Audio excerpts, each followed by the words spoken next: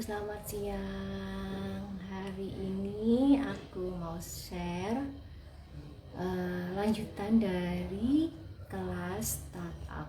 Kalau tadi pagi kita sudah bahas tentang mindset entrepreneur itu apa aja. Kalau boleh kita ulang dikit ya. Jadi mindset entrepreneur itu dia punya critical thinking, punya flexibility dan adaptability, communication and collaboration, comfort with risk, initiative and reserve brilliance. Kemudian punya future orientation, punya opportunity recognition, punya creativity and innovation, punya hospitality dan punya empathy. Itu 10 mindset entrepreneur supaya dia sukses dalam entrepreneurship atau kewirausahaannya. Nah, kali ini kita bahas tentang bagaimana generating idea, bagaimana kita memperoleh ide kemudian menumbuh kembangkannya. Jadi kita harus exercising our brain, melatih otak kita, kemudian creating reality, menciptakan realitas, tidak sekedar ide tapi juga mewujudkannya. Ada 5 keterampilan yang harus kita miliki dalam rangka kita memperoleh temuan ide ya. For generating idea we need 5 discovery skills. Yang pertama yaitu questioning. Jadi bagaimana kita bertanya. Kemudian yang kedua networking, bagaimana kita bisa berjejaring. Lalu observing, bagaimana kita bisa mengobservasi, mengamati. Kemudian experimenting, kita harus punya kemampuan dan kemauan untuk bereksperimen, menguji coba. Kemudian associating, menghubungkan banyak hal untuk kita mendapatkan sebuah problem solving ya. Nah, yang pertama questioning ya. Questioning itu bagaimana kita melatih kemampuan questioning atau bertanya kita. Nih contohnya, what is happy definition for me? Kita bisa cari tahu definisi kebahagiaan bagi diri kita ya. Cari tahu tuh yang dimaksud dengan bahagia tuh kayak gimana sih? Apa uangnya banyak, atau pasangannya ganteng atau cantik, atau kita punya ilmu yang mumpuni, atau apa ya? Apa itu bahagia? Berarti punya anak yang sukses gitu. Ada banyak bermacam definisi kebahagiaan. Kita harus punya kemampuan mempertanyakan itu. Nah, tips bagaimana questioning atau bertanya ya, bagaimana kita meningkatkan kemampuan kita dalam bertanya, mencari tahu. Seorang inovator itu tidak datang dengan jawaban yang bagus, tapi dia punya pertanyaan yang bagus. Nah, ini yang sulit. Kadang-kadang kita nggak jadi bertanya karena kita nggak punya pertanyaan yang bagus ya. Jangan cari customer dengan produk kita, tetapi cari produk kita yang sesuai dengan customer. Itu kata Seth Godin. Nah, gimana cara kita mengimprove kemampuan bertanya kita? Yang pertama, kita pakai pertanyaan what if, bagaimana jika. Kemudian ask high stake question, pertanyakan pertanyaan yang punya taruhan tinggi. Jadi semakin tinggi taruhan, dia berarti pertanyaan itu semakin bagus ya, karena orang pasti akan berpikir lebih kompleks, lebih dalam. Kemudian hindari pertanyaan yes yang jawabannya yes atau no ya, atau tidak. Kemudian exclude your own opinion. Sambil kita bertanya, bisa kita melempar pertanyaan di sosial media ya, kita sampaikan juga opini kita. Itu buat memancing orang-orang untuk menyampaikan opininya juga. Nah, yang kedua yaitu kemampuan networking. Networking ini adalah yang menjadi salah satu hal kunci sehingga seseorang itu meraih kesuksesan. sama-sama mempunyai kemampuan yang bagus misalnya, tetapi seorang dengan networking yang lebih banyak atau dia bertumpul dengan pergaulan dan lingkungan yang lebih mendukung karirnya, maka ia akan mendapatkan kesempatan-kesempatan yang lebih baik. Jika kita ingin melihat masa depan yang akan datang, maka 90% dari apa yang kita pelajari ya di luar industri kita itu akan membantu kita siap menghadapi masa depan, kata Gary Hamel ya. Jadi kayak di Pixar itu networkingnya kayak gini nih, Steve Jobs ngobrol sama Alan Kay, kemudian Apple Philo, dan mengunjungi orang-orang yang punya pemikiran gila di San Rafael. Kemudian mereka mendirikan perusahaan bernama Industrial Light and Magic. Lalu si Jobs membeli perusahaan itu dan memberi namanya Pixar. Nah itu karena Steve Jobs ketemu orang-orang dan ngobrol sama mereka gitu. Nah cara kita mempraktekkan kemampuan networking kita itu kayak gimana? Satu, cari kawan yang belum dikenal dekat ya. Terus silakan saling bercerita apapun, tapi bukan tentang pekerjaan, cerita yang macam-macam lah, yang lain-lain luar pekerjaan. Terus gali hal yang menarik dari orang tersebut, orang asing itu, lalu visualisasikan diri teman tersebut dengan gambar ya. Itu cara kita mempraktekkan networking skill. Nah kalau kita memadupadankan networking dan questioning, kita bisa dapat di studi course-nya itu si Microsoft dan Healthcare. Microsoft Healthcare bertanya ya, bagaimana kita bisa lebih baik memberikan sistem kesehatan nasional dengan menggunakan Microsoft teknologi. Ya, jadi dia si Microsoft Healthcare itu memadukan, untuk dia mendapatkan ide baru, dia memadukan antara kemampuannya bertanya dan kemampuannya networking ya. Terus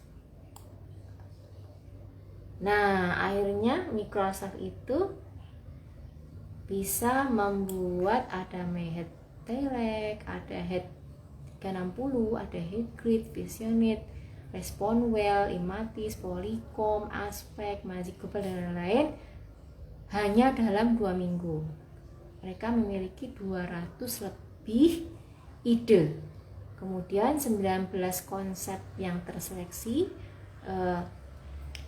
dilanjutkan, dikembangkan menuju step atau stage tahapan berikutnya. Kemudian 10 program baru tersebut dari 19 itu tadi diimplementasikan dalam 2 bulan berikutnya gitu. Jadi kalau kita memperoleh ide itu pasti pilihannya akan banyak. Jadi kita akan seleksi, kurasi mana yang lebih potensial, lalu diseleksi lagi untuk bisa diimplementasikan. Nah skill discover yang berikutnya yaitu observing. Observing artinya kita melihat secara hati-hati, secara sungguh-sungguh dunia di sekitar kita, baik itu customer, produk, service, layanan, teknologi, dan perusahaan-perusahaan ya. Observasi itu membantu kita mendapatkan insight dalam rangka kita memperoleh ide sebagai sebuah cara baru untuk melakukan sesuatu. Kata Peter Leshek, kita semua ini sebenarnya watcher ya, pengamat televisi, time clock, traffic ya kan. Tapi hanya sedikit dari kita yang merupakan seorang observer. Tadi lihat doang tapi nggak sampai mengamati. Semua orang tuh nonton tapi nggak melihat ya, looking tapi not seeing, jadi nggak merhatiin. Nah ada tips bagaimana kita mampu mengimprove, meningkatkan kemampuan observasi kita ya. Caranya fokus dengan objek, fokus pada objektivitas kita. Jadi kita tuh pasti punya suatu bawaan ya, yang itu kita peroleh dari nurturing dan nurturing ya, bawaan gen dan juga dari lingkungan, pendidikan, pengasuhan kita punya perspektif. Nah itu kita menjadi pijakan kita untuk melihat segala sesuatu, untuk kita mengamati, mengobserv sesuatu sehingga kita punya perspektif terhadap objek tersebut. Kemudian identifikasi secara spesifik perilaku-perilaku yang kita amati, ya. Jadi fokus, kemudian identifikasi secara spesifik, lalu record, rekam, repeat, ulangi, ensure, pastikan. Nah, dari 3 step ini kita bisa mengimprove, memperbaiki kemampuan observasi kita. Nah, discovery skill berikutnya, kemampuan untuk kita memperoleh ide berikutnya yaitu experimenting. Nah, eksperimental. Eksperimental itu dilakukan oleh para inovator. Biasanya mereka secara konstan, ya, istiqomah mencoba segala suatu pengalaman yang baru dan beralih ke ide-ide yang baru, ya. Dia punya kemampuan untuk menjadi pilot dari ide-ide yang baru. Kemudian seorang yang inovator, ya, seorang yang eksperimental itu mereka mengunjungi tempat-tempat baru, traveling, mencoba hal-hal baru, mencari info-info baru, dan bereksperimen untuk belajar sesuatu hal yang baru. Jadi dia cari, dia berkunjung, dia mencoba hal baru, mencari informasi baru. Nah, dari situ dia akan mendapatkan prototipe-nya, kemudian dia akan bekerja membangun untuk berpikir. Kalau kata Michael Sachs dari MIT, effective prototyping may be the most valuable for competence and innovative organization can have. Think about it. Innovation itu sama dengan reaction to the prototype. Nah, jadi kalau ada prototipe tertentu, kalau kita mau berinovasi, berarti kita harus punya reaksi terhadap prototipe tersebut. Nah, terus skill discovery yang paling akhir, associating. Apa itu? Jadi semakin beragam kemampuan, pengetahuan dan pengalaman kita, maka koneksi-koneksi yang banyak akan makin bisa mampu diciptakan oleh otak kita. Jadi semakin banyak ilmu, pengetahuan, informasi, pengalaman, maka otak kita ini akan bekerja dengan semakin banyak koneksi. Dia bisa menghubungkan banyak hal, ya. Jadi associating is the backbone of the innovation skill. Asosiasi itu adalah tulang punggung dari keterampilan inovasi, ya. Creativity is connecting thing, kata si Steve Jobs. Kreativitas itu dia menghubungkan banyak hal. Kemudian setelah itu dia mensintesa. Setelah menghubungkan itu dia mensintesa. Associating happen as the brain tries to synthesize and make sense of novel input. Jadi asosiasi itu jadi ketika otak berusaha untuk mensintesa dan membuat masuk akal segala input baru yang masuk, ya. Nah, discovery skill inilah yang menjadi disrupting the current. Jadi dia membuat goncangan terhadap hal-hal yang sekarang ada. Jadi DNA-nya inovator itu harus menguasai 5 kemampuan ini, ya. Kemampuan disruptif, ya.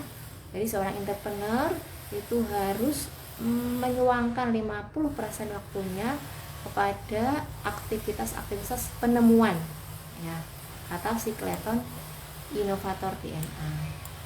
Itu discovery skill. Nah, prosesnya dia awalnya punya kemampuan, keberanian untuk berinovasi. Jadi dia challenging the status quo. Dia menantang hal-hal yang sudah ada, yang sudah pakem. Kemudian dia taking risk, dia mengambil resiko. Lalu dia skill behavior, perilakunya itu dia suka bertanya, suka mengamati, suka berjejaring, networking, dan suka bereksperimen, mencoba. Kemudian cognitive skillnya dia mensintesa input masukan baru yang masuk, ya. Jadi dia menyediakan data yang lalu dan sekarang, lalu dengan associational thinkingnya, kemampuan berpikir yang mengasosiasi, dia menghubung-hubungkan, dia mendapatkan ide bisnis yang inovatif. Nah, kalau experimenting ya, perilaku yang suka bereksperimen itu dia menyediakan data mengenai hal-hal yang akan datang di future. Nah, kalau seorang inovator itu bekerja stack up ya, dia associating, questioning, observing, experimenting, networking. Ini ada beberapa contoh. Si Michael Dell ya, Michael Dell itu dia lebih dominan di associating dan questioning. Kalau Michael Lazaris, tapi mereka semua pasti punya progres yang sama di 5 skill ini. Jadi Michael Lazaris, Pierre, Scott, Cook, nah itu biasanya dia pasti punya hal-hal yang paling menonjol di satu segmen, satu skill ya. Kalau orang yang nggak punya inovasi ya mereka ya nggak punya kemampuan bertanya, nggak punya kemampuan mengamati, nggak mau bereksperimen, nggak mau berjejaring ya, nggak mau berasosiasi, menghubungkan banyak hal. Nah itu dia wah udah pasti dia nggak bisa berinovasi.